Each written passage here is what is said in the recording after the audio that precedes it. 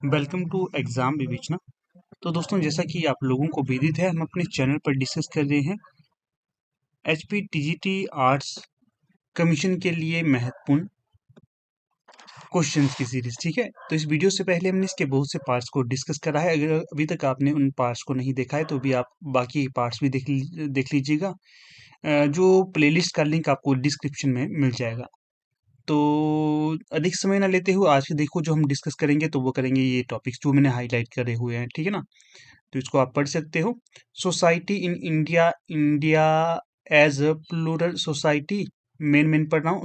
Social institution ये पढ़ रहा हूँ, जिसमें ये सब टॉपिक्स यहाँ पर देखने के लिए आपको मिल रहे हैं। तो चलिए अधिक समय न लेते हुए अपने मेन लेक्चर की तरफ चलते हैं।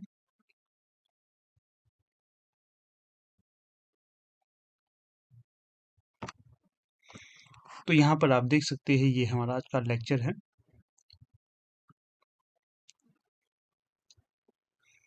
तो इस वीडियो से पहले हमने 150 प्रश्न को लगभग डिस्कस कर लिया है। अगर अभी तक आपने वो वीडियोस नहीं देखे हैं, आप उन्हें भी देख सकते हो। लिंक आपको डिस्क्रिप्शन में दे दिया गया है। बाकी देखिए, आज हम देखेंगे 151 से 200 तक के प्रश्नों को।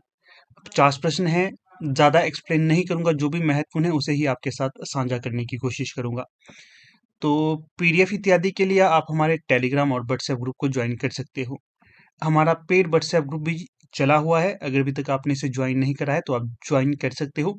जो व्हाट्सएप के लिए कोई क्वेरी है टीजीटी आर्ट्स से जुड़ने के लिए, तो डिस्प्ले पे आपको नंबर शो हो रहा होगा, 76 517 294। इस पे आप क्वेरी कर सकते हो व्हाट्सएप में जुड़ने के लिए। यहाँ पर आपको अच्छे से तैयारी करवाई जा रही है। अधिक समय ना लेते हुए शुरू करते हैं वीडियोस। तो पहला प्रश्न क्या पूछा गया है? भारतीय समाज प्लूरल सोसाइटी, ये हमारा रहेगा। ठीक है, पहला प्रश्न क्या है? भारतीय समाज को प्लूरल सोसाइटी कहने का प्रमुख आधार क्या है? विकल्प में है आर्थिक असमानता, सांस्कृतिक समरूपता, बहुभाषिता, बहुधर्मिता और विविध सांस्कृतिक परंपराएं। विकल्प डी है समान मूल्य प्रणाली। इनमें से सही विकल्प कौन सा होगा? वीडियो को पॉज करके आप अपना उत्तर भी साथ साथ में लगाते रहें।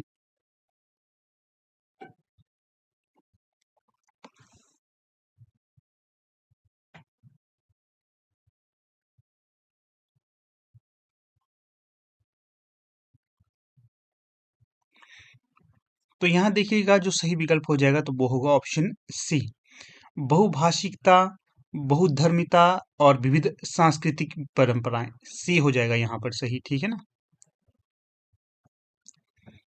अगला क्वेश्चन देखिएगा यहाँ पर। आगे बढ़ने से पहले यहाँ पर देखिएगा, आप लोगों की तैयारी को ध्यान में रखकर आपके जो 40 नंबर है इसे पक्के करने के लिए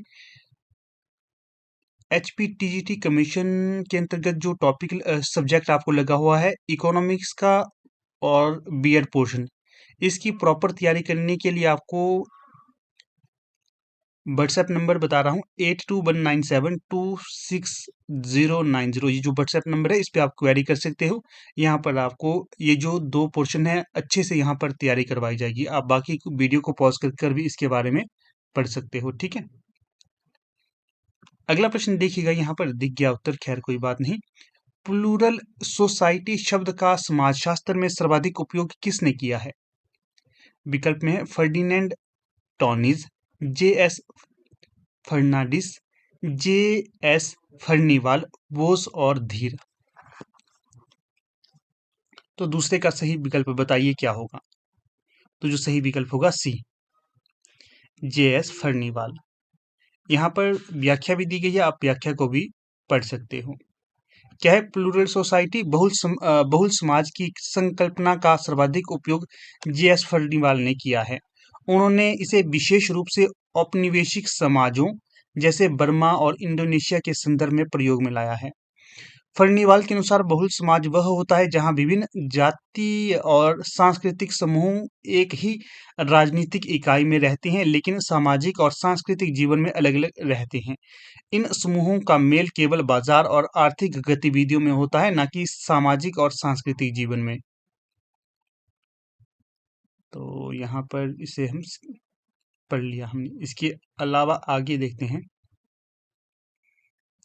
यहाँ देखिए जो चार्ट दिया गया है प्लूरल सोसाइटी की संकल्पना और उसके भारतीय संदर्भ को स्पष्ट करने के लिए, और ये जे.एस. फर्नीवाल की अवधारणा है।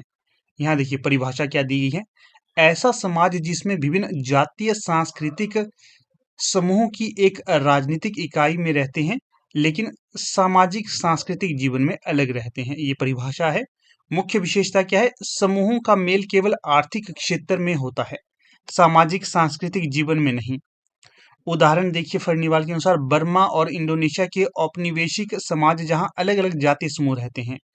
समाजशास्त्रीय महत्व क्या है? यह अवधारणा बहुलता, विविधता और सामाजिक एकीकरण की चुनौतियों को समझने में मदद करती है, तो ये ध्यान रखना। फिर है जो भारतीय स्थिति, अगर इसकी बात करें तो धार्मिक विविधता क्या है? हिंदू, मुस्लिम, सिख, ईसाई, बौद्ध, जैन, ये हमारी भारतीय जो सोसाइटी है इसकी जो धार्मिक विविधता है। और यहाँ पर अगर भाषाई विविधता की बात करें तो 22 अनुसूचित भाषाएं हैं और सैकड़ों यहाँ पर बोलियां हैं। सांस्कृतिक विविधता की बात करें तो रीति रिवाज, खान पान, पहनावा, कला रूप, ये हमारी विविधता है। आर्थिक मेलजोल की बात करें तो सभी समुदाय बाजार और उत्पादन प्रणाली से जुड़े रहते हैं। राजनीतिक एकता की बात करें तो संविधान और लोकतांत्रिक ढांचा सभी को एक राजनीतिक इकाई में बांधता है, तो ये रखना अपने ध्यान। अगला प्रश्न देखिए 3। फर्नीवाल के अनुसार प्लूरल सोसाइटी की एक प्रमुख विशेषता है। क्या विशेषता है? समूहों का उच्च स्तर का सांस्कृतिक एकीकरण, समूहों का अलग अलग होकर जीना परंतु आर्थिक रूप से संयुक्त रहना, सी है साझा धार्मिक अनुष्ठान, डी है सामाजिक गतिशीलता का अभाव।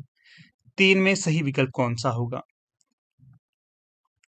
तो जो सही विकल्प होगा तो वो होगा ऑप्शन बी, समूहों का अलग अलग होकर जीना परंतु आर्थिक रूप से संयुक्त रहना। यहाँ देखिए हम आपको एक वीडियो में कम से कम 50 प्रश्न तो लाते ही लाते हैं, संख्या की बात करें, परंतु इसके साथ एक्स्ट्रा फैक्ट भी लाते हैं, इसलिए काफी महत्वपूर्ण होता है आपका लेक्चर। मैं ज्यादातर इसलिए रिकॉर्डेड लेक्चर को बल देता हूं कि मैटर आपको अधिक मिले, समय आपका कम लगे।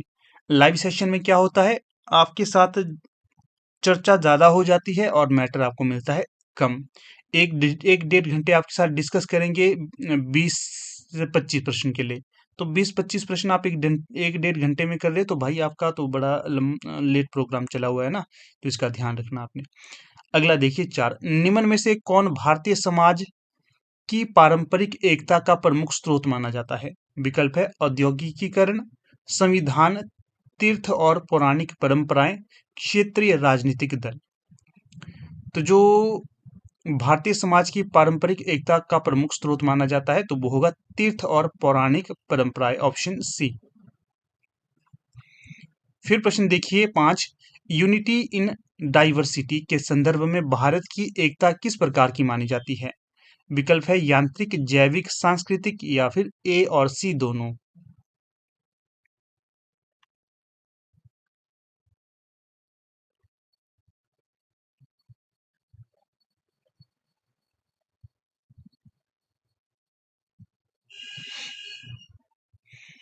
तो पांचवें में जो सही विकल्प हो जाएगा ऑप्शन डी, ए और सी दोनों।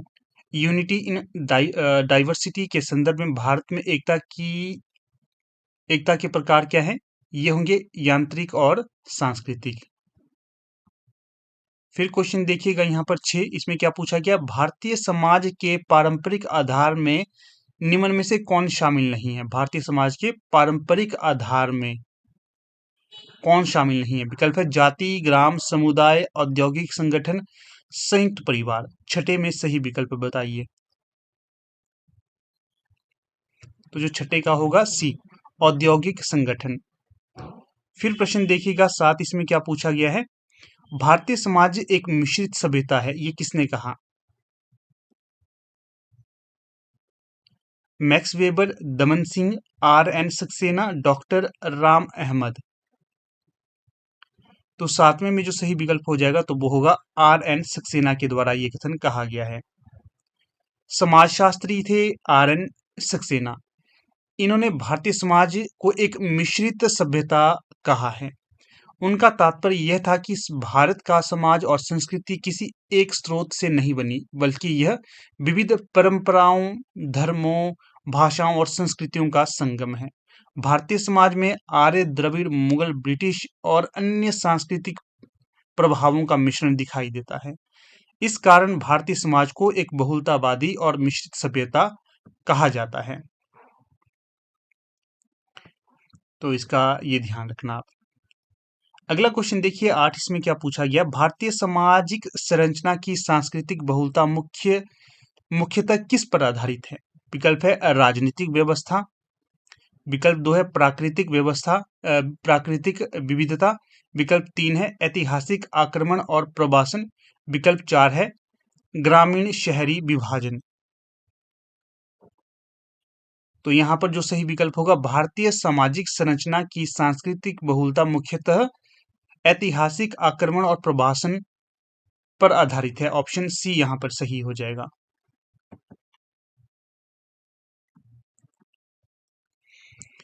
फिर क्वेश्चन देखिएगा 9, क्या प्रश्न पूछा गया है, कल्चरल लैग भारतीय बहुल समाज में किस कारण से अधिक देखा जाता है? कल्चरल लैग, ये पिछले कल भी हमने देखा था। जो विकल्प में है, विज्ञान और तकनीक का अभाव, विकसित शहरी संस्कृति, परंपरा और आधुनिकता का सह अस्तित्व, राजनीतिक एकता। जो कल्चरल लैग है ये भारतीय बहुल समाज में परंपरा और आधुनिकता का सह अस्तित्व के रूप में अधिक देखा जाता है। तो सी सही विकल्प होगा। अगला प्रश्न है 10, भारतीय समाज में विविधता का सबसे बड़ा आधार क्या है? विकल्प यहां पर देखिए, भाषा, धर्म, भूगोल, इन सभी का सम्मिलित प्रभाव। भारतीय समाज में विविधता का सबसे बड़ा आधार है भाषा, धर्म, भूगोल, अर्थात इन सभी का सम्मिलित प्रभाव। फिर प्रश्न है 11, भारत में प्लूरलिज्म की अवधारणा सबसे पहले किस सामुदायिक संबंध में दिखती है? विकल्प में है आदिवासी और किसान, हिंदू और मुस्लिम, शहरी और ग्रामीण, पूर्वी और पश्चिमी। दिए गए विकल्प में सही होगा हिंदू और मुस्लिम। फिर प्रश्न है 12, भारतीय समाज के संदर्भ में सांस्कृतिक संश्लेषण किसने प्रमुख रूप से प्रतिपादित किया?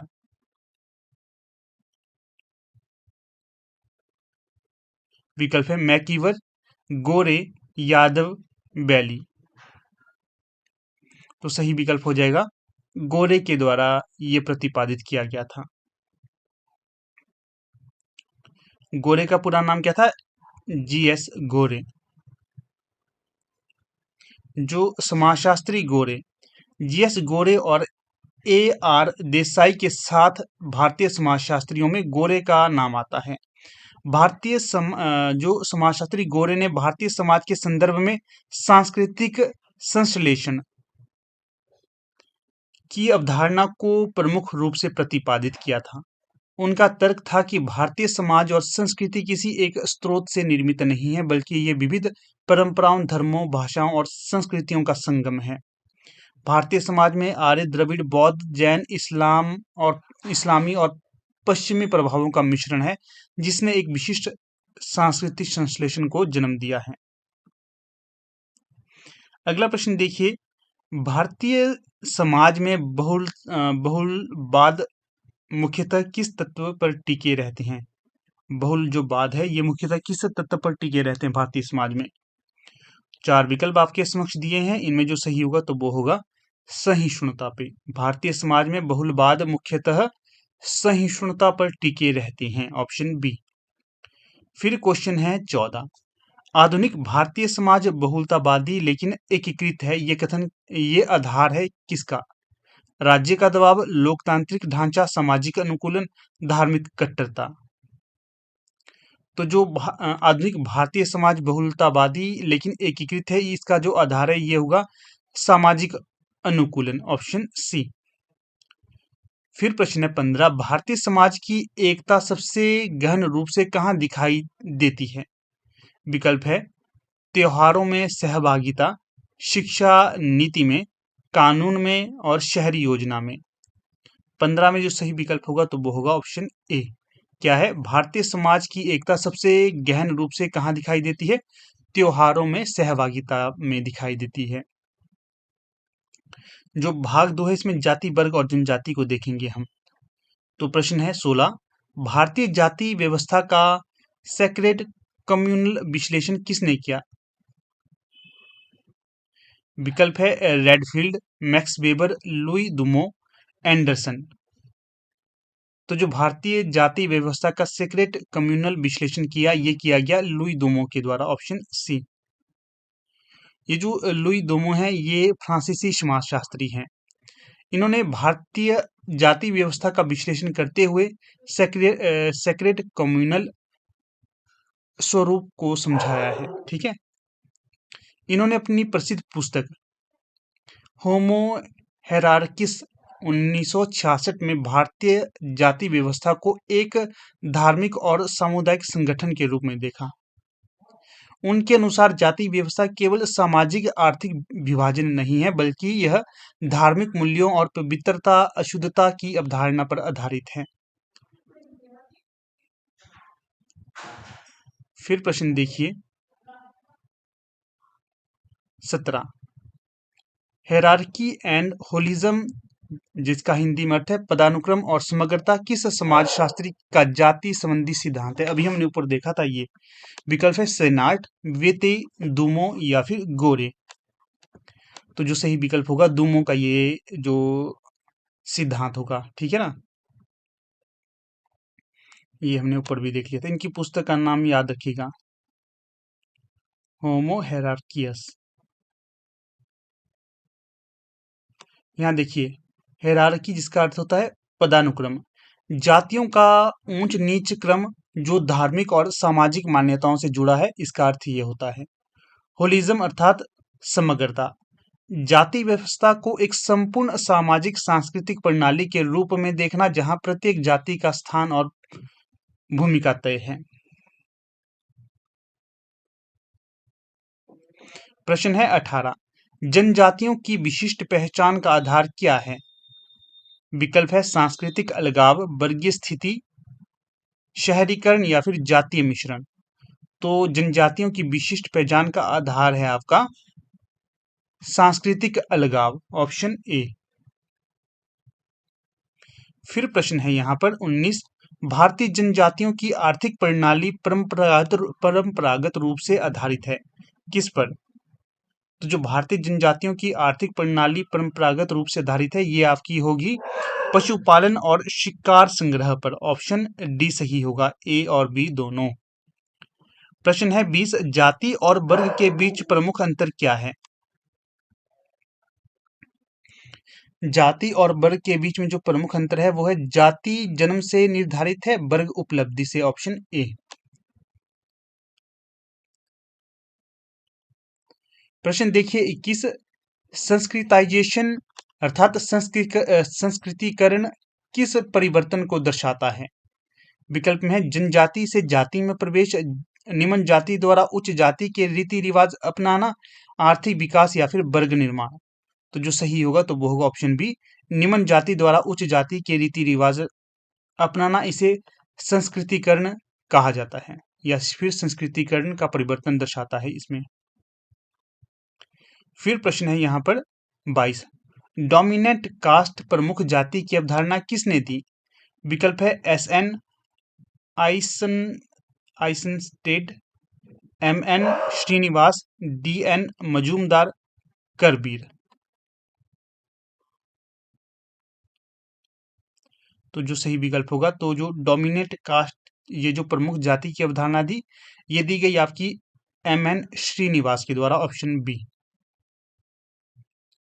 फिर क्वेश्चन है 23, little and great tradition model किसने दिया? तो लिटिल एंड ग्रेट ट्रेडिशन जो मॉडल है ये बेते, रेडफील्ड, विकल्प में है बेबर और गोरे, इनमें से किसने दिया?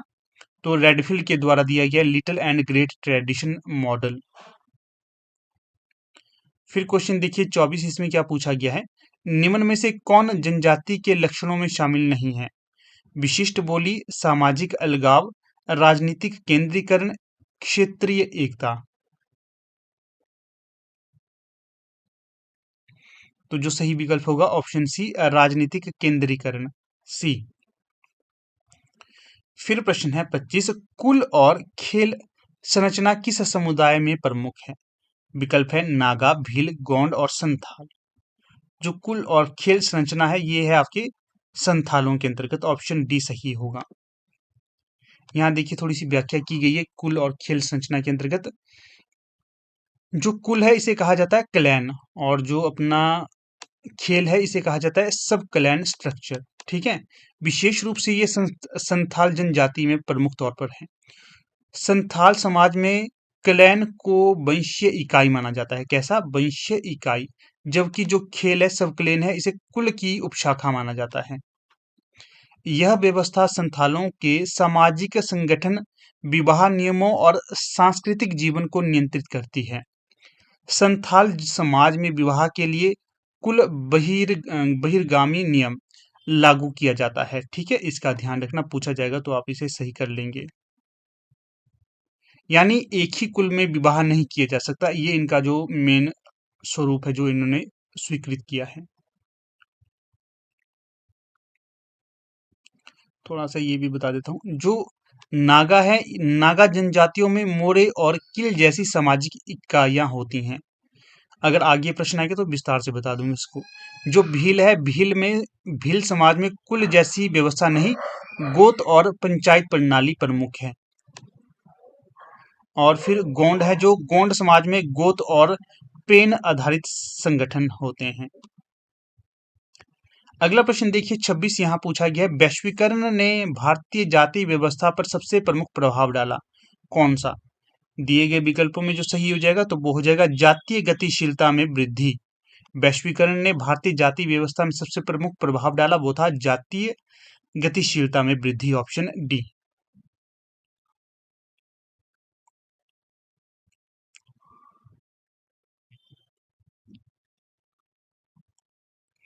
फिर क्वेश्चन है 27, ट्राइब कास्ट कॉन्टिन्यूम जनजाति जाति सातत्य की अवधारणा किसने दी?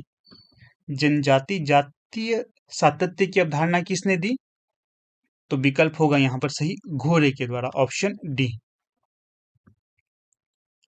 अगला प्रश्न देखिए 28, जनजातियों में विवाह का प्रमुख रूप कौन सा पारंपरिक रूप देखा जाता है? चार विकल्प आपके समक्ष दिए गए हैं, एंडोगेमी, एक्सोगेमी, लोकर विवाह, लेवीरेट, ऑप्शन बी यहाँ पर सही होगा एक्सोगोमी। जनजाति विवाह का प्रमुख रूप से कौन सा पारंपरिक रूप देखा जाता है? एक्सोगेमी। फिर क्वेश्चन देखिएगा 29, वर्ग आधारित समाज में गतिशीलता किस प्रकार अधिक होती है?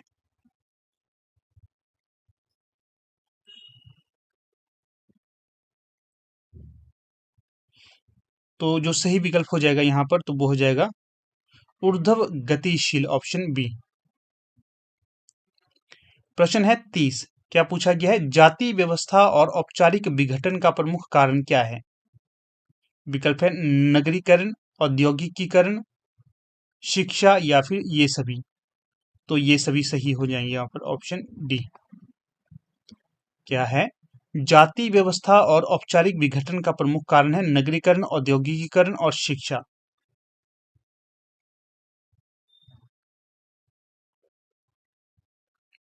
फिर क्वेश्चन है 31, जातीय संगठन अर्थात एथनिक कंसोलिडेशन का प्रमुख कारक क्या है? आर्थिक समानता, राजनीतिक लाभ, धार्मिक एकता, सांस्कृतिक शुद्धता, ऑप्शन यहाँ पर जो सही होगा तो वो होगा राजनीतिक लाभ। जातीय संगठन का प्रमुख कारण क्या है? राजनीतिक लाभ, ऑप्शन बी। फिर प्रश्न है 32, श्रम विभाजन किस सामाजिक संगठन का केंद्रीय सिद्धांत है? विकल्प में है जाति, जनजाति, वर्ग या परिवार। तो जो सही होगा तो वो होगा जाति। श्रम विभाजन जाति सामाजिक संगठन का केंद्रीय सिद्धांत है। किस सामाजिक संगठन का केंद्रीय सिद्धांत है? जाति का। श्रम विभाजन जातीय संगठन का केंद्रीय सिद्धांत है, ऑप्शन ए। अब जो भाग 3 है हमारा, ये होगा परिवार, विवाह, रिश्तेदारी। 33 से 50 तक के प्रश्न इसी के अंतर्गत होंगे। एक और बात यहाँ पर आपको बता देता हूँ, बताइएगा आप लोग, आपको जैसे कि सब्जेक्ट वाइज करवाने हैं चीजें, या फिर एक ही सब्जेक्ट को कंप्लीट करें उसके बाद नेक्स्ट सब्जेक्ट को लें, क्योंकि जो सोशियोलॉजी है और पब्लिक एडमिनिस्ट्रेशन है, ये दोनों नए सब्जेक्ट है आपको। क्या पहले हमको ये दोनों सब्जेक्ट कंप्लीट करने हैं उसके बाद हिस्ट्री और बाकी के सब्जेक्ट्स पे आए, या फिर बीच बीच में आपको दूसरे लेक्चर भी देते रहें? ये बताइएगा, आपके कमेंट पर निर्भर करेगा कैसे क्या कार्य करने हैं। करने चाहिए होंगे लेक्चर तो भी बता देना, नहीं चाहिए होंगे तो भी बता देना, पर जरूर बताना ये। फिर प्रश्न है 33, संयुक्त परिवार के विघटन का सबसे बड़ा कारण है। विकल्प में है औद्योगिकीकरण, कुटुंब विस्तार, कृषि का विस्तार, धार्मिक सुधार। तो 33 में होगा ऑप्शन ए, औद्योगिकीकरण। फिर प्रश्न देखिएगा, प्रश्न है पैट्री लोकल रेजिडेंस का अर्थ क्या है? पैट्री लोकल निवास का अर्थ क्या है? विकल्प है पत्नी अपने घर रहती है, पति पत्नी के घर रहता है, विवाह के बाद दंपति पति के परिवार के पास रहते हैं, परिवार अलग रहता है। तो जो सही विकल्प होगा ऑप्शन सी। सी देख लिया आपने, विवाह के बाद दंपति पति के परिवार के पास रहते हैं। अगला क्वेश्चन देखिए 35, समाज में किस प्रकार की वंशावली प्रमुख है? मातृवंशीय, पितृवंशीय, द्विपक्षीय, समतावादी। तो ये पितृवंशीय है। भारत में किस प्रकार की वंशावली प्रमुख है? तो भारतीय समाज में पितृवंशी वंशावली प्रमुख है, ऑप्शन बी। फिर क्वेश्चन है 36, किस समान गोत्र विवाह का विरोधी माना जाता है? किसे समान गोत्र विवाह या समान गोत्री विवाह का विरोधी माना जाता है? मनु, विवेकानंद, गांधी, आर्य समाज। तो जो आर्य समाज है इसे समान गोत्री विवाह का विरोधी माना जाता है, बाकी मनु, विवेकानंद और गांधी इसके विरोधी नहीं थे। प्रश्न है 37, हाइपरगेमी किस व्यवस्था का उदाहरण है? विकल्प है वर्गीय विवाह, ऊंची जाति के पुरुष से निम्न जाति की स्त्री का विवाह, उच्च प्रतिष्ठा वर्ग से विवाह, या फिर बी और सी। तो यहाँ जो सही विकल्प होगा, हाइपरगेमी किस व्यवस्था का उदाहरण है? तो ये होंगे आपके ऊंची जाति के पुरुष से निम्न जाति की स्त्री का विवाह, उच्च प्रतिष्ठा वर्ग से विवाह, ऑप्शन डी।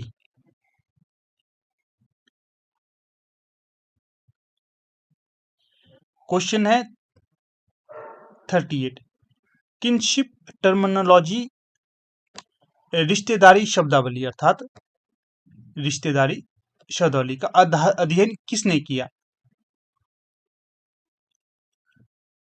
किनशिप टर्मिनोलॉजी रिश्तेदारी शब्दावली का अध्ययन किसने किया? मॉर्गन, स्पेंसर, बेटे, रेडफील्ड। देखिए, जो इंग्लिश के शब्द पढ़ने हैं ये ऊपर नीचे हो सकते हैं, आप अपने हिसाब से भी इन्हें उच्चारित कर सकते हो। तो जो रिश्तेदारी शब्दावली है इसका अध्ययन किसने किया? मॉर्गन के द्वारा किया गया, ऑप्शन ए। फिर क्वेश्चन है 39, भारत में क्लैन का सर्वोत्तम उदाहरण कौन सा है? अभी हमने पीछे देखा था, ये क्लैन क्या है बताइएगा, वंश, गोत्र, जाति या फिर उपजाति। तो जो क्लैन का उदाहरण है ये होगा आपका गोत्र का, ऑप्शन बी। फिर क्वेश्चन देखिए 40, भारत में किस प्रकार की विवाह प्रणाली पारंपरिक रूप से व्यापक है? एक पत्नित्व, बहुपत्नित्व, बहुपतित्व, समूह विवाह, ऑप्शन ए यहाँ पर सही होगा। भारत में किस प्रकार की विवाह प्रणाली पारंपरिक रूप से व्यापक है? एक पत्नित्व, अर्थात एक पत्नी स्वीकार्य है यहाँ पर भारत में। फिर प्रश्न है 41, उत्तर भारत में रिश्तेदारी संरचना आधारित है किस पर? समांतर चचेरे भाइयों का विवाह, क्रॉस कजिन विवाह, गोत्र निषेध, मातृ केंद्रित परिवार। तो उत्तर भारत में रिश्तेदारी संरचना आधारित है गोत्र निषेध के अंतर्गत, ऑप्शन सी। फिर प्रश्न है 42, दक्षिण भारत में कौन सा विवाह प्रचलित है? समांतर चचेरा विवाह, क्रॉस कजिन विवाह, गोत्रांतर्गत विवाह, ए और बी दोनों। तो जो 42 का सही हो जाएगा तो वो हो जाएगा क्रॉस कजिन विवाह, option B.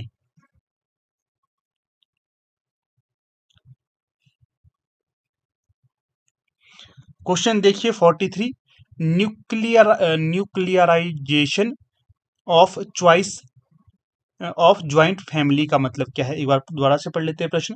Nuclearization of joint family का मतलब क्या है।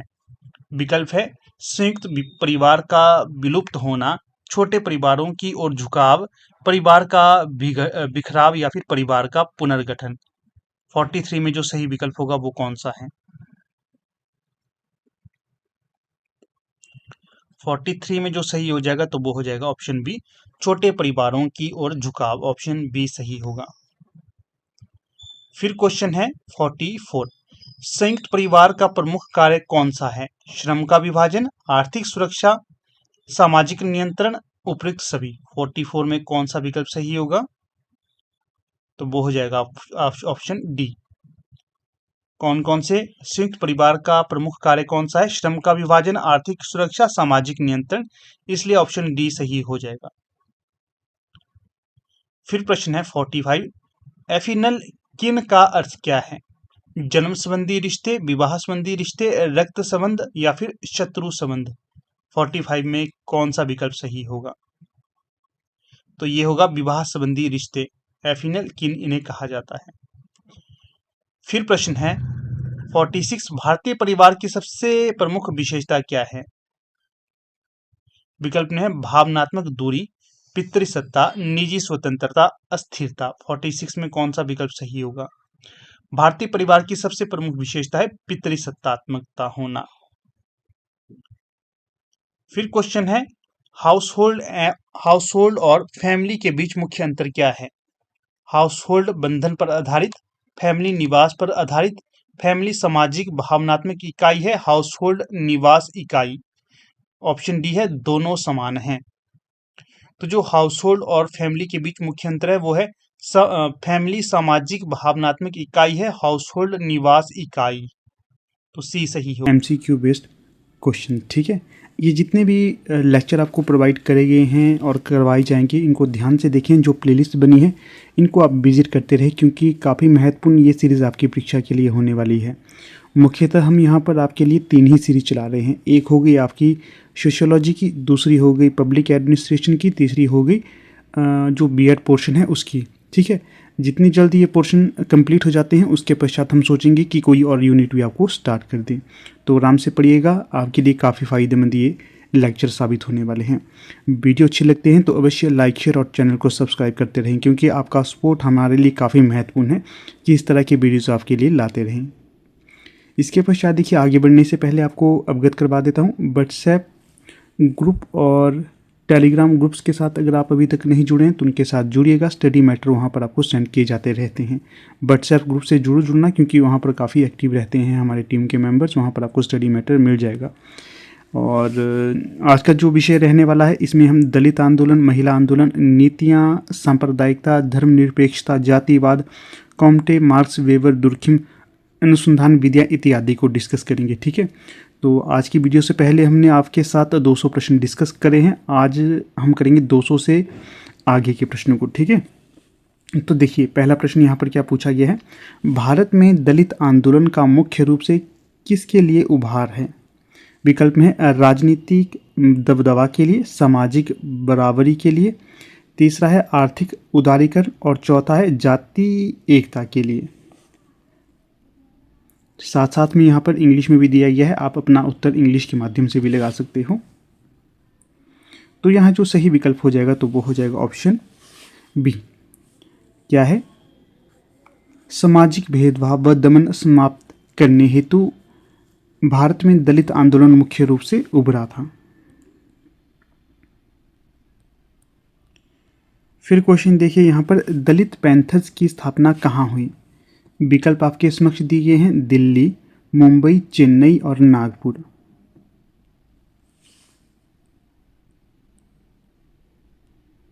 उत्तर दीजिए आपको, खैर कोई बात नहीं। जो दलित पैंथर की स्थापना हुई थी ये आपकी हुई थी कहाँ पर, मुंबई में। ऑप्शन बी यहाँ पर सही हो जाएगा। कब हुई थी ये भी पूछा जाता है, 1972 में हुई थी।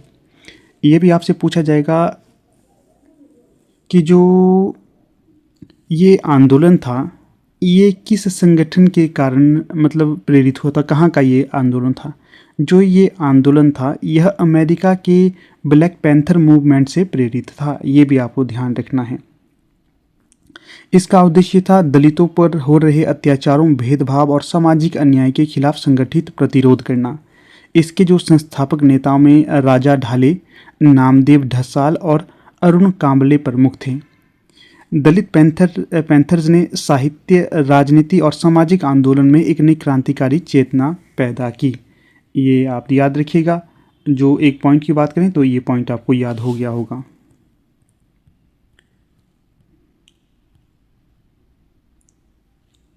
देखिएगा, टीजीटी आर्ट्स कमीशन के लिए हमारे नोट्स अवेलेबल हैं। अगर आप इन्हें परचेज करना चाहते हो परचेज कर सकते हो।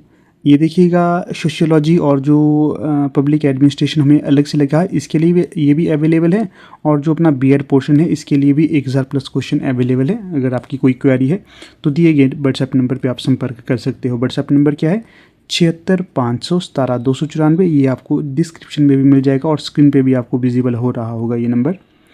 अगला प्रश्न देखिए यहाँ पर 203, protection of civil rights act, नागरिक अधिकार संरक्षण अधिनियम लागू कब हुआ? 1949, 1955, 1960, 1975। तो यहाँ जो सही विकल्प हो जाएगा तो वो हो जाएगा ऑप्शन 1955। ऑप्शन बी सही हो जाएगा।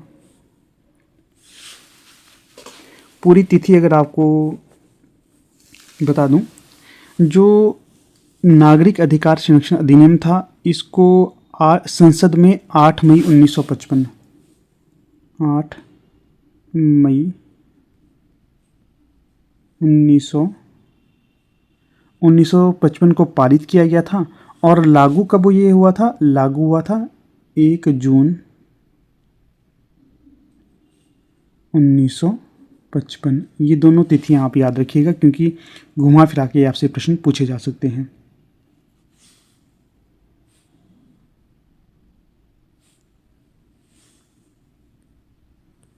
ठीक है, तो जो ये आपको यहाँ से तिथि याद हो गई होगी, ऑप्शन बी सही हो जाएगा। इसका उद्देश्य था अनुच्छेद 17 के तहत घोषित अस्पृश्यता के उन्मूलन को कानूनी रूप से लागू करना। इस अधिनियम के अंतर्गत अस्पृश्यता का पालन करना, उसका प्रचार प्रसार करना और किसी को उसके आधार पर वंचित करना अपराध माना गया। बाद में इसे और सख्त बनाने के लिए संशोधन किए गए ताकि दलितों और वंचितों के अधिकारों की रक्षा की जा सकती। ठीक है, जो भी मैं एक्स्ट्रा फैक्ट्स आपको बता रहा हूँ इसे अपनी कॉपी पे नोट ज़रूर कर लेना। ठीक है, इन चीज़ों का ध्यान रखना आपने, क्योंकि छोटी छोटी चीज़ें आपको काफ़ी बेनिफिशियल साबित हो सकती हैं। देखिए, पढ़ाई का ना कई तरीके से आप लाभ उठा सकते हैं। जो वीडियोस मिल रही है आपको, ज़रूरी नहीं है कि आप नोट्स ही लें, ज़रूरी नहीं है कि आप कोई कोर्स ही लें। ठीक है, जो भी जहाँ से भी आपको स्टडी मैटर मिलता है इसको एक तरह से वरदान आप मान सकते हो कि आपको लेक्चर मिल रहे हैं, इनके आप स्वयं भी नोट्स बना सकते हो। जो वीडियोस देख रहे हैं उन्हें अपनी कॉपी पे ज़रूर उतारते रहें आप लोग। जैसे बहुत से ऐसे एस्पिरेंट मैंने देखे हैं कि वो सेल्फ स्टडी पर प्रेफरेंस देते हैं। जो भी स्टडी मैटर मिलता है वो अपने रजिस्टर पे उसे नोट करते रहते हैं। तो मैं भी आप लोगों को कहूँगा, आप लोग जब भी आपको हमारा लेक्चर मिलता है आप एग्ज़ाम भी क्या करना है, अपने एग्ज़ाम विवेचना या फिर अगर ये नहीं तो जो भी आपको लगे, जो भी आपका चैनल आपको माना हुआ आपने, उसके नाम से आपने रजिस्टर लगाना है। जो भी स्टडी मैटर वहाँ पर मिलता है उसे अपनी कॉपी पे ज़रूर नोट करते रहना। क्यों? क्योंकि जो अंतिम 10-15 दिन होते हैं ना आपके पास, उस समय रिवीजन के लिए काफ़ी महत्वपूर्ण वो नोट्स आपके लिए होते हैं। इस चीज़ का विशेष ध्यान रखना, लाभप्रद साबित होंगे आपको ये चीज़ें अगर आप इन पर अमल ले आते हो तो क्या देख रहे थे हम? ये तो हो गया। अगला प्रश्न है,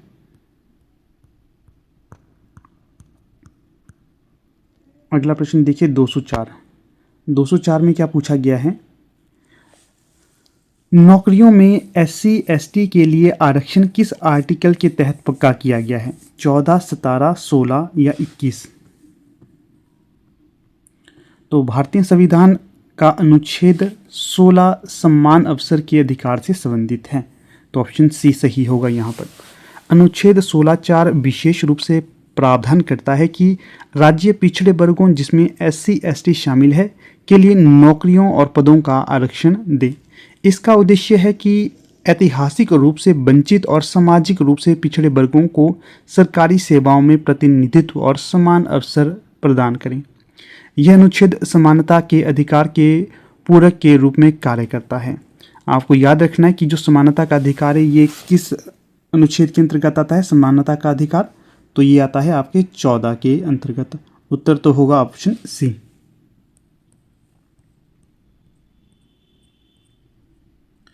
फिर क्वेश्चन देखिए यहाँ पर, महिला मतदान अधिकार भारत में कब सुनिश्चित हुआ? 1935, 1947, 1950, 1965। जो महिला मतदान अधिकार भारत में एक तरह से सुनिश्चित हुआ या फिर लागू हुआ, तो ये हुआ आपका 1950 में। ऑप्शन सी यहाँ पर सही होगा।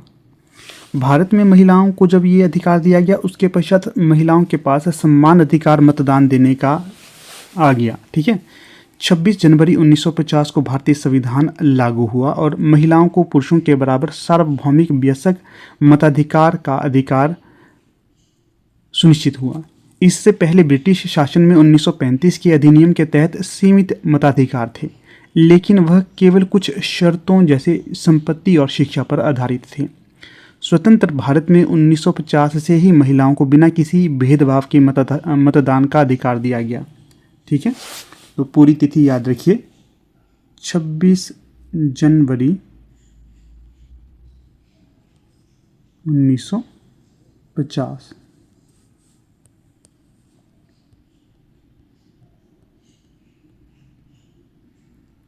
अवश्य कमेंट करके बताइएगा आपको ये लेक्चर टॉपिक वाइज कैसे लग रहे हैं। ठीक है, अपना रिस्पांस देते रहना है आप लोगों ने। अगला क्वेश्चन है 206, ट्रिपल तलाक को किस वर्ष असंवैधानिक घोषित किया गया? 2017, 2018, 2019, 2020। तो जो ट्रिपल तलाक था इसे असंवैधानिक घोषित किया गया था 2017 में। ऑप्शन ए यहाँ पर सही होगा। इसके पश्चात अगला प्रश्न है यहाँ 207, स्टैंड अप इंडिया का मकसद है? विकल्प में है किसानों के हित के लिए, महिलाओं प्लस SC ST एंटरप्रेन्योर के लिए, सरकारी कर्मचारी या फिर इंडस्ट्रियल वर्कर। तो सही जो विकल्प होगा यहाँ पर तो वो होगा महिलाएं प्लस SC ST एंटरप्रेन्योर के लिए, ऑप्शन बी। फिर क्वेश्चन है यहाँ, सेल्फ रिस्पेक्ट मूवमेंट का नेतृत्व किसने किया? अंबेडकर जी, पेरियार जी, फूले जी, गांधी जी। कौन सा सही विकल्प होगा? सेल्फ रिस्पेक्ट मूवमेंट का नेतृत्व किसके द्वारा किया गया? पेरियार के द्वारा। जो पेरियार जी हैं इनका ये एक तरह से मूवमेंट था सेल्फ रिस्पेक्ट। ऑप्शन बी सही होगा। फिर क्वेश्चन देखिए 209, क्या पूछा गया है यहाँ? अंबेडकर द्वारा स्थापित बहिष्कृत हितकारिणी सभा स्थापित की गई 1920, 1924, 1930, 1932। तो सही जो विकल्प होगा ऑप्शन बी 1924 को। फिर अगला प्रश्न देखिए 210, ये क्या हो गया?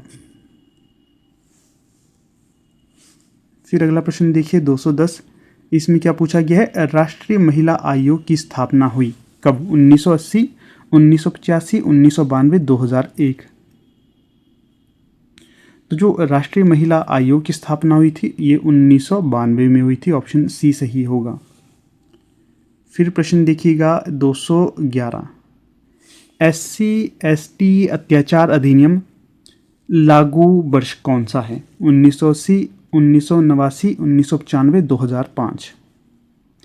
SC ST अत्याचार अधिनियम कब हुआ था लागू? 1989। ऑप्शन बी सही हो जाएगा। फिर प्रश्न देखिए, महाड़ सत्याग्रह संबंधित था, किससे संबंधित है? महाड़ सत्याग्रह है। ये जो प्रश्न है ना, एक बार किस परीक्षा में पूछा गया था?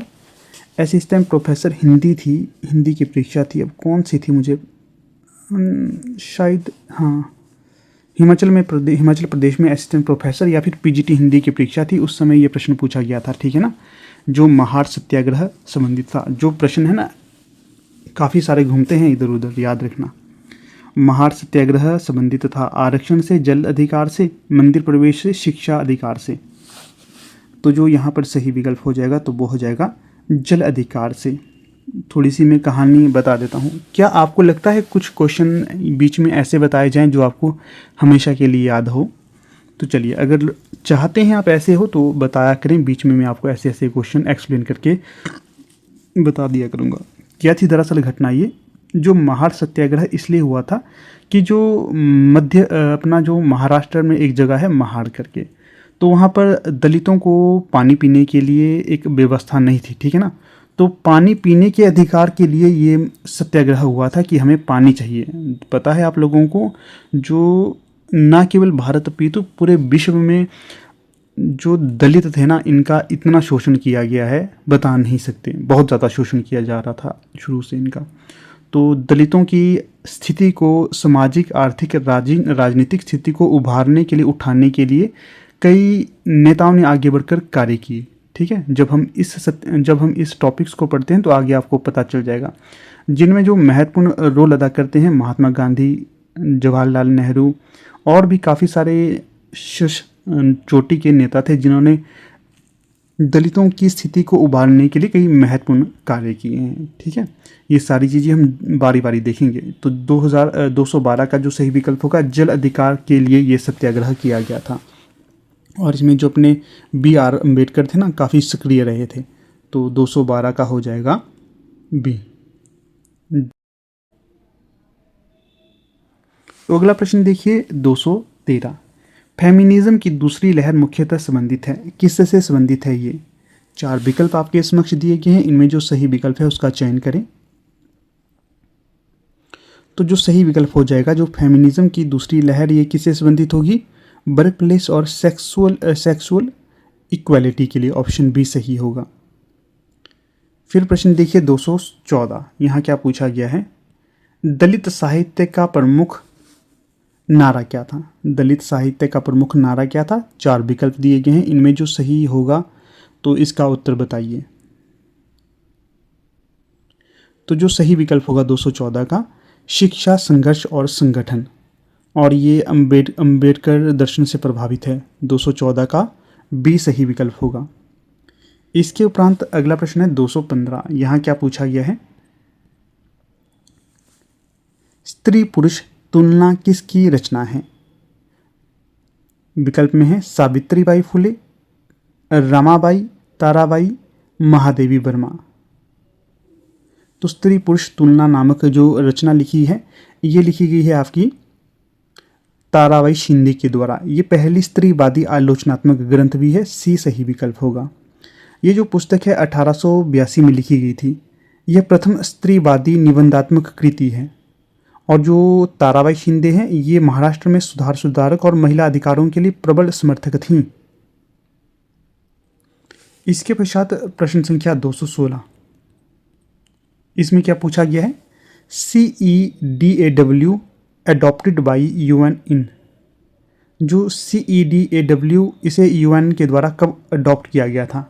1969, 1979, 1989, 1995। जो CEDAW है, इसका पूरा नाम तो पहले याद रखिए, convention on the elimination of all forms of discrimination against women. एक बार दोबारा से रिपीट करता हूँ, convention on the elimination of all forms of discrimination against women, महिलाओं के विरुद्ध सभी प्रकार के भेदभाव के उन्मूलन पर अभिसमय, ठीक है। ये है इसकी फुल फॉर्म, और जो सही ऑप्शन होगा ऑप्शन बी 1979 इसका उत्तर हो जाएगा। और जो संयुक्त राष्ट्र महासभा है, UN जनरल असेंबली, इसने इसे 18 दिसंबर 1979 में अपनाया था।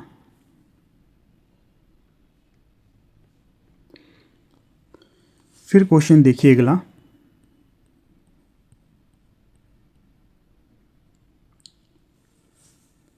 आर्टिकल 17 इनसे जुड़ा हुआ है। किससे जुड़ा हुआ है आर्टिकल 17? शोषण से आज़ादी, छुआछूत खत्म करना, कानून के सामने बराबरी, धार्मिक आज़ादी। तो जो सही विकल्प होगा तो वो होगा आर्टिकल 17 छुआछूत खत्म करने से संबंधित होगा, बी सही विकल्प।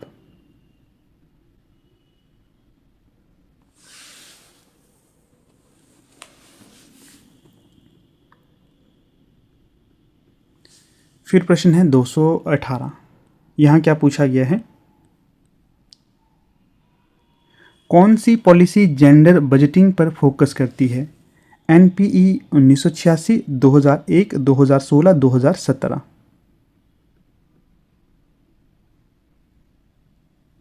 तो सही जो विकल्प होगा तो वो होगा option C, NWP 2016। Full form क्या है NWP की? National women policy 2016।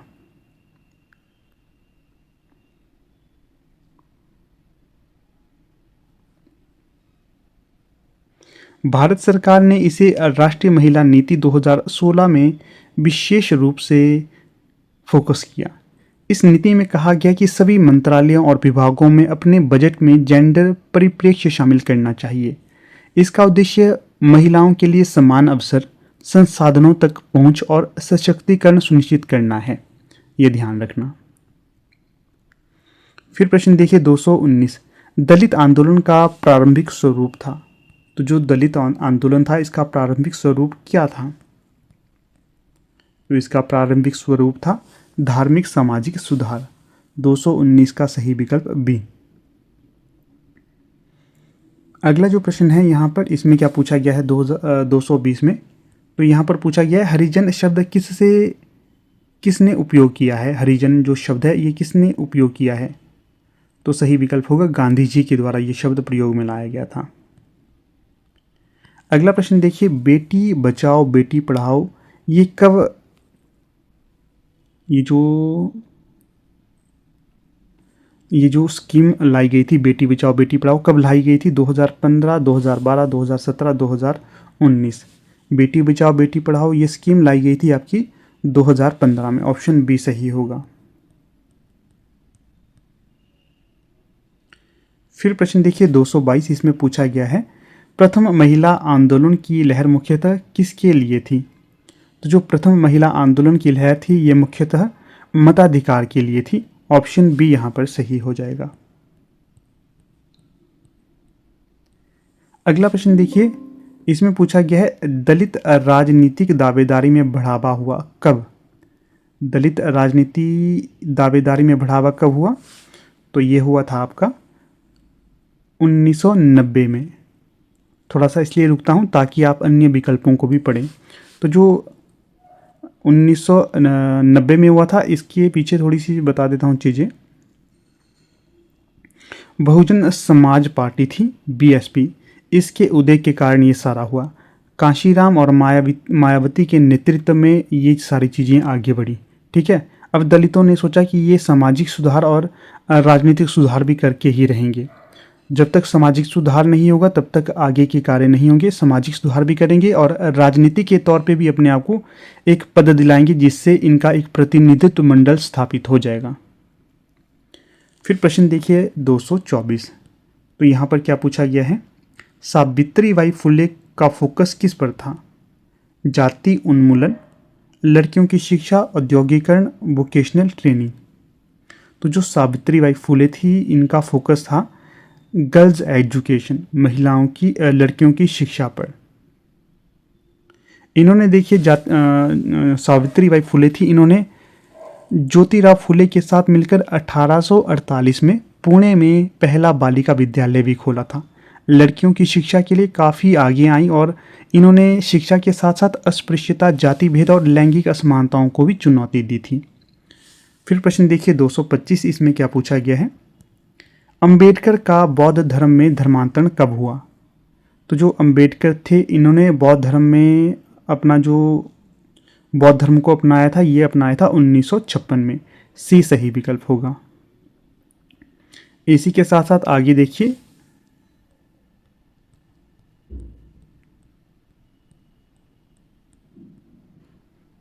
226। इसमें क्या पूछा गया है, कम्युनलिज्म इस बात पर जोर देता है, किस बात पर कम्युनलिज्म जोर देता है? धर्म पर आधारित competitive politics, class unity, secular तालमेल या इकोनॉमिक जस्टिस। तो जो सही ऑप्शन हो जाएगा तो वो हो जाएगा धर्म पर आधारित कॉम्पिटिटिव पॉलिटिक्स पर कम्युनलिज्म जोर देता है। ऑप्शन ए सही होगा यहाँ। फिर प्रश्न देखिए 227, भारत का धर्मनिरपेक्ष मॉडल कैसा है?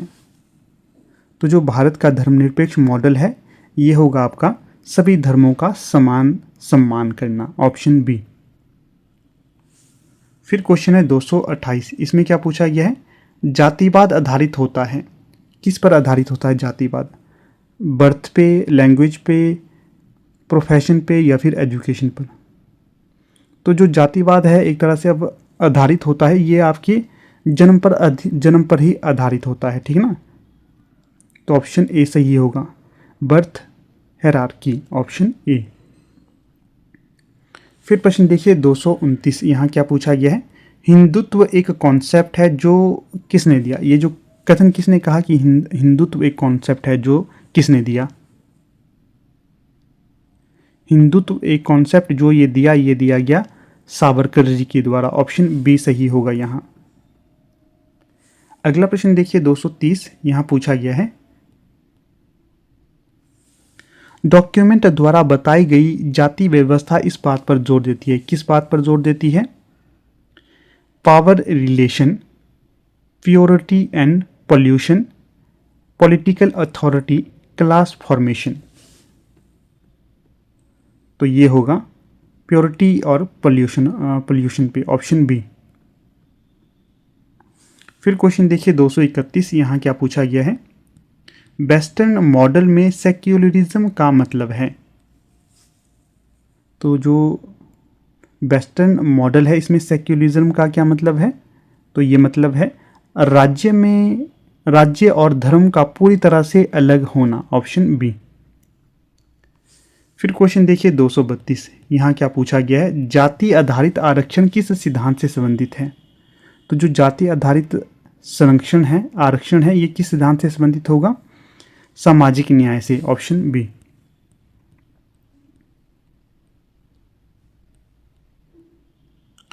फिर क्वेश्चन देखिए 233, सांप्रदायिक दंगे किसकी नाकामी दिखाते हैं? तो जो सांप्रदायिक दंगे हैं ये जो कमी दिखलाते हैं सेक्युलरिज्म की। Option B. फिर प्रश्न देखिए 234, जाति गतिशीलता अवधारणा किसके द्वारा दी गई है? तो जो ये अवधारणा दी गई है ये दी गई है आपकी एम.एन. श्रीनिवास के द्वारा। एक मिनट इसको थोड़ा सा बता देता हूँ मैं आपको।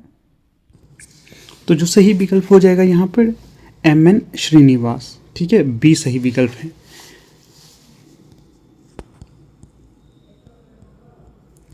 फिर क्वेश्चन है 235, डोमिनेंट कास्ट कॉन्सेप्ट है ये किसके द्वारा प्रतिपादित किया गया था? तो जो सही विकल्प हो जाएगा तो ये हो जाएगा आपका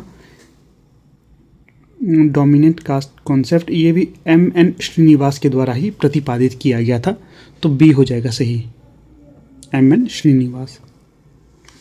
अगला प्रश्न देखिएगा, यहाँ धर्मनिरपेक्ष शब्द संविधान में दिया गया है, ठीक है, किसके अंतर्गत?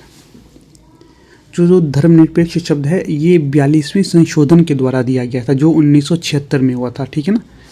तो बी सही विकल्प होगा। अगला प्रश्न है 237, घेटोइजेशन का मतलब क्या है? तो विकल्प देखिए, मिलीजुली बस्तियां, minority isolation, class unity, industrial clustering. तो जो घेटोइजेशन का मतलब होता है तो वो होता है आपका minority isolation. Option B, option B सही है इसका। Ghettoism refers to. फिर क्वेश्चन देखिए 238, इसमें पूछा गया है जाति संघर्ष प्रमुख कारण है, जाति संघर्ष का प्रमुख कारण क्या होगा? तो जो जाति संघर्ष का प्रमुख कारण है यह संसाधन असमानता। Option B. फिर प्रश्न देखिए 239, कम्युनल ट्राइंगल थ्योरी किसके द्वारा दी गई थी? तो जो कम्युनल ट्राइंगल थ्योरी है ये दी गई थी आपकी पॉल ब्रास के द्वारा। ऑप्शन ए सही होगा। फिर प्रश्न देखिए 240, इसमें क्या पूछा गया है? सेक्युलराइजेशन इनसे जुड़ा है, किन से जुड़ा हुआ है सेक्युलराइजेशन? सेक्युलराइजेशन तो बताइए। तो दिए गए विकल्पों में जो सही होगा तो वो होगा इंडस्ट्रियल समाज से जुड़ा हुआ है, ये इंडस्ट्रियल समाज से, ऑप्शन ए। फिर क्वेश्चन है जातीय राजनीति बढ़ी, किस समय जातीय राजनीति बढ़ी? तो जो जातीय राजनीति बढ़ी ये बढ़ी आपकी 1990 के दौरान, 1990, ऑप्शन सी। अगला जो प्रश्न है 242, इसमें पूछा गया है धर्मनिरपेक्ष राज्य का कर्तव्य क्या है?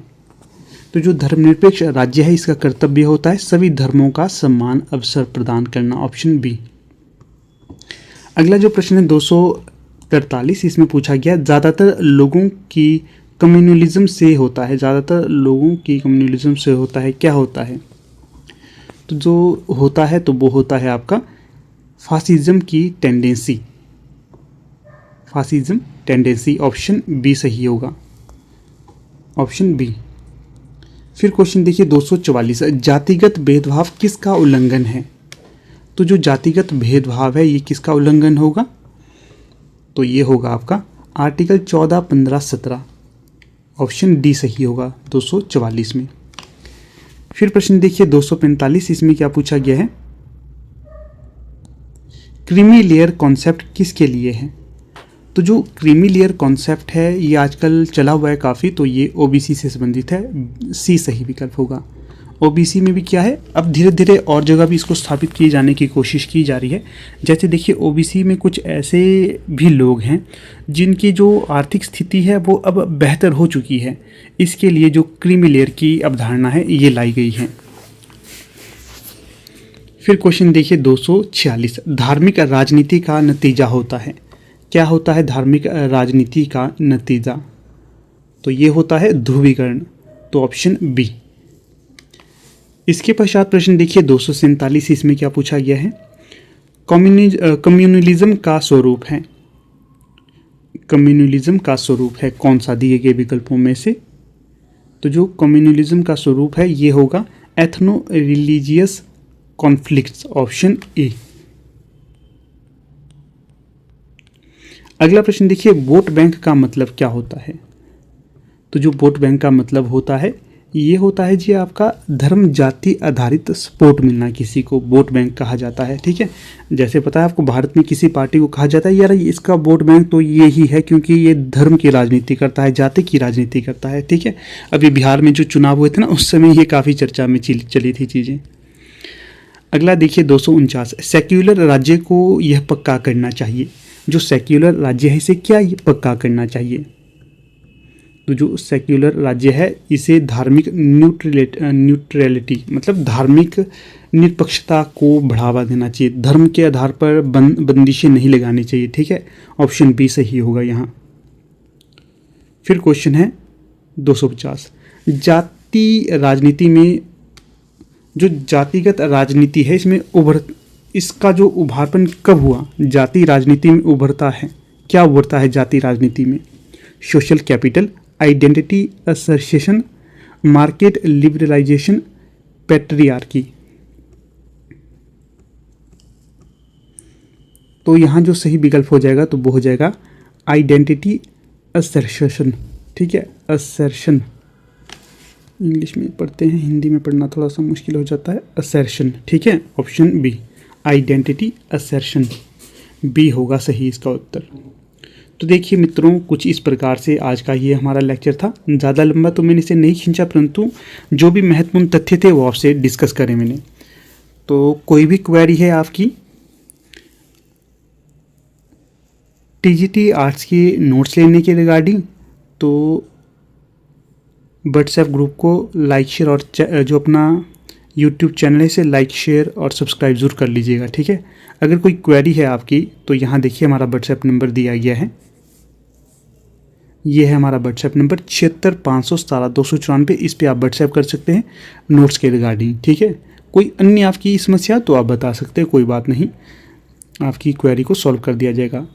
नोट्स रिगार्डिंग कोई इशू है, व्हाट्सएप ग्रुप में जुड़ने रिगार्डिंग कोई इशू है तो आप बेझिझक जुड़िएगा। नंबर आपको डिस्क्रिप्शन में भी मिल जाएगा, व्हाट्सएप ग्रुप के लिंक भी आपको डिस्क्रिप्शन में मिल जाएंगे, उनके साथ आप जुड़िएगा और बेहतरीन तरीके से और पूरी शिद्दत से अपनी तैयारी करते जाइएगा। मित्रों, जो आपको ये समय मिला है ना, बड़ा महत्वपूर्ण ये समय है, इस समय को बिल्कुल भी ज़ाया ना करें, जैसे तैसे समय निकाल के पढ़ते रहें। कमीशन आया है तो इसका ज़रूर लाभ लें। देखिए, पहले जो कमीशन 2 से 3 साल के अंतराल में निकल जाता था, परंतु अब तो ये 5-5 साल लेने लग गया कमीशन। तो इसके महत्व को ध्यान रखना है। जब भी आपको समय मिलता है ज़रूर पढ़िए, जो भी माध्यम आपके पास है पढ़ें। ये मत सोचें कि आपके पास ये बुक्स नहीं है तो आप कैसे पढ़ोगे। देखिए, यूट्यूब जैसे प्लेटफॉर्म में अब आपको हर एक चीज़ उपलब्ध हो पाती है। तो अपने यूट्यूब का अपने जो आपने डाटा लिया है, मोबाइल आप सभी के पास है, ठीक है, मोबाइल है और उसमें डाटा भी होगा। तो जब आपके पास ये दोनों चीज़ें हैं ना, तो आपके पास सबसे शक्तिशाली चीज़ है, आप कुछ भी सर्च कर सकते हो। अच्छी चीज़ें भी सर्च कर सकते हो, बुरी चीज़ें भी सर्च कर सकते हो। तो अच्छी चीज़ें ही सर्च करनी है क्योंकि आपने टारगेट रखे हैं, तो अब इन्हें अचीव करने के लिए आपको अच्छी चीज़ों की ओर ही अग्रसर होना है। बुरी चीज़ें क्या कह रहा हूँ, कई बार आपको देखो, आपकी अकेले क्या बात है, हमारी स्वयं की बात है। अगर हम अपना वो निकाल देते हैं क्या, इंस्टाग्राम निकालेंगे भाई, 2 घंटे कब व्यतीत हो जाते हैं पता ही नहीं ना चलता। एक रील देख लेंगे, फिर स्क्रॉल करेंगे, दूसरी देखेंगे, तीसरी देखेंगे, चौथी देखेंगे, 100 200 रील्स देखने लग जाते हैं हम इस तरह से। तो इस चीज़ का विशेष ध्यान रखना है। अभी आपकी परीक्षा की कड़ी अंतिम क्षणों में है, तो इसका विशेष ध्यान रखकर अपनी पढ़ाई करें। कोई भी क्वेरी हो तो एक दूसरे के साथ साझा करें और हमारे रिगार्डिंग कोई इशू हो तो ज़रूर बताइएगा। बाकी गुड नाइट, बाय बाय।